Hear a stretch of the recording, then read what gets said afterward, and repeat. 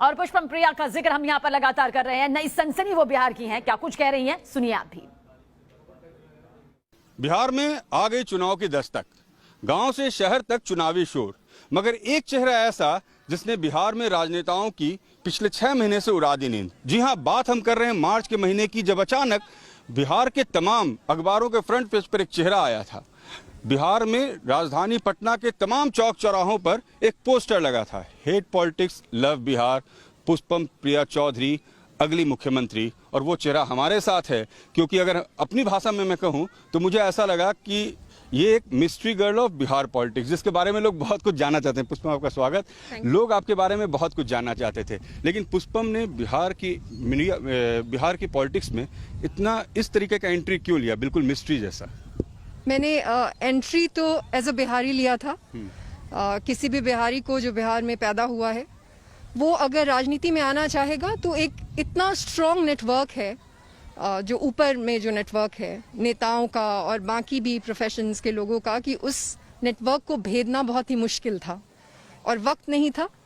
तो कुछ दिनों तक मैंने कोशिश की कि शायद इस तरीके से भेदा जा सके, काम करके भेदा जा सके, पर वो हुआ नहीं। तो फिर सोचा कि शायद यही एक तरीका है कि अखबार का पहला पन्ना इश्तिहार में आ जाए, लोगों को बता दे, क्योंकि I am here 2 target groups को बताना था।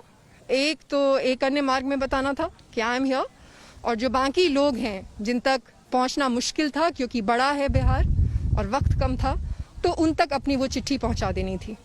लेकिन पुष्पम, जिस आइडिया के साथ आप आए, जैसे आपने कहा टारगेट, जिस तरह के बड़े चेहरे राजनेता, आपने बिहार में कुछ इसके पहले भी कुछ एक्सरसाइज किया आपने, या इश्तिहार के बाद अचानक पुष्पम प्रिया ने सोचा कि चलो एंट्री और नेक्स्ट मुख्यमंत्री के लिए खुद की दावेदारी? मैंने बिहार में काम किया हुआ है, तो सरकार में काम किया हुआ है। सरकार में डिसीजन मेकिंग किस तरीके से होता है, 2 पार्ट होता है गवर्नमेंट्स का, एक तो होता है जो पॉलिटिकल होता है और एक होता है जो एग्जीक्यूटिव होता है। तो उसमें मंत्री और ब्यूरोक्रेट्स वो किस तरीके से निर्णय लेते हैं वो बहुत क्लोजली देखा हुआ है। और उसके बाद भी जब मैं यहाँ से चली गई थी, जब मैं लंदन में थी, तो वहाँ पे भी जो शोध किया था वो यहीं के पॉलिटिक्स पे किया था, बिहार की ही पॉलिटिक्स पे अपना डिसर्टेशन लिखा था। तो उस मौके पे भी यहाँ आई थी। यहाँ पे एक अच्छा खासा बड़ा सैंपल साइज था जिसमें लोगों से बात किया था, हर अलग अलग जातियों के लोगों से बात किया था। तो ग्राउंड वर्क तभी भी था, और ऐसा नहीं था कि मैं 8 मार्च को आई थी, मैं उससे पहले आ गई थी।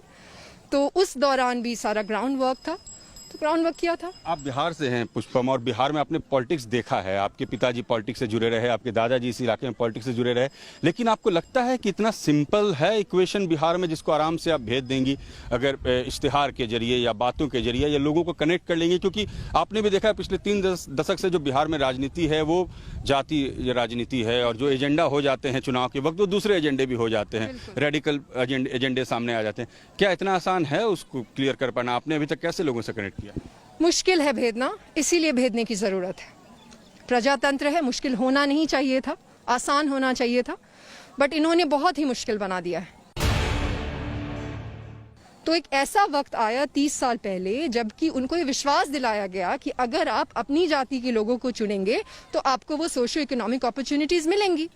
तो उन्होंने उस विश्वास के आधार पर, और सभी पार्टी ने यही बात की। आप अगर इस बहुत ही गहरे में अगर इसका शोध करोगे तो आप ये पाओगे कि मैक्सिमम जो कंस्टिट्यूएंसीज हैं उससे पार्टी भले ही कोई भी हो, लेकिन जिस जाति की संख्या सबसे ज्यादा होती है उसी जाति के कैंडिडेट्स खड़ा करते हैं जनरली। या अगर वो धर्म की राजनीति कर रहे हैं तो फिर उस आधार पे होती है। लेकिन 30 साल में ये नहीं हुआ। उनकी जो हालात हैं वो बहुत ही वैसी हैं जैसे 30 मैं जब गाँव में जाती हूँ तो मुझे लोग यही कहते हैं कि आते थे, वोट ले लेते थे, लेकिन खुद बैठ गए मुख्यमंत्री के पद पे। लेकिन वो स्लोगन दे रहे हैं right of equality and now right of job, लेकिन राइट ऑफ जॉब वो ये जो स्लोगन है ये उनका स्लोगन है जिन्होंने 15 साल तक जातीय राजनीति की।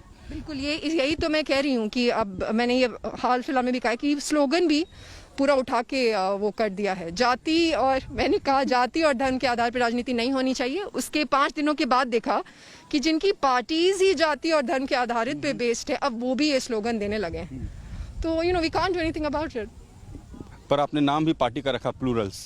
जिस बिहार में आप देख रहे हैं कि इस तरह की इलिटरेसी है, लोगों में समझ, आपको लगता है ये कैच करेगा, लोगों को समझ में आएगा? क्योंकि अभी मैं जिस गांव में आपके साथ घूम रहा हूं, आपको देखिए लोग कैसे दूर से देख रहे हैं, तो उनको ऐसा लग रहा है कि एक प्रोबेबिलिटी है, एक कहीं ना कहीं होप है उसमें। ये नाम आपने क्यों चुना? इसीलिए कैच करेगा। आपकी सभा में ज्यादातर यूथ मुझे दिखते भी हैं, तो आपने जो यूथ से अपील किया, वो यूथ आपकी तरफ झुकाव आप महसूस कर रही है यूथ का? जितना मैंने अपील नहीं किया था उससे ज्यादा झुकाव है। और यहाँ पे मुझे अभी कहा, एक बच्चे ने कहा कि मैडम आपको लंदन जाना पड़ा, आप ऐसा करिएगा कि हमें यहीं पे वैसी शिक्षा मिले। अभी 10 मिनट पहले यह बात हुई। तो हर व्यक्ति को अपना हित चाहिए, और ये सारी जो बातें हैं जाति की और बाकी जितनी भी बातें, वो भी इस वजह से थी क्योंकि उनको हित चाहिए था। सभी ने उनको निराश किया है। पुष्पम, आप हैं यूथ में, तेजस्वी हैं, चिराग पासवान हैं, जो भी आज यूथ की बात करें, क्योंकि उन्हें लगता है यूथ जो है वो मेजर वोटर्स हैं। आप जो यूथ की बात करें, युवा एक सोच है। मुझे नहीं लगता बहुत हद तक कि बस आपकी अगर उम्र कम है तो आप युवा हैं। युवा एक युवा अगर आपके साथ रिलेट करता है तो बहुत सारी चीजें हैं जिसकी वजह से सिर्फ आपकी उम्र देख के रिलेट नहीं करता। वो ये भी देखना चाहता है कि जैसे यहाँ पे आजकल लोग ये देखना चाहते हैं कि आप कितने पढ़े लिखे हैं। मुख्यमंत्री पद की दावेदार पुष्पम प्रिया चौधरी ने सबसे पहले न्यूज नेशन से बात की और अपने दिल की बात कही, इस बेबाकी से, क्योंकि बिहार में माहौल बदला हुआ है, चुनाव का वक्त है और ऐसे में हर कोई नए नारे और नए सोच के साथ जनता के बीच है। वीडियो जर्नलिस्ट सत्येंद्र के साथ रजनीश सिन्हा, न्यूज नेशन, दरभंगा।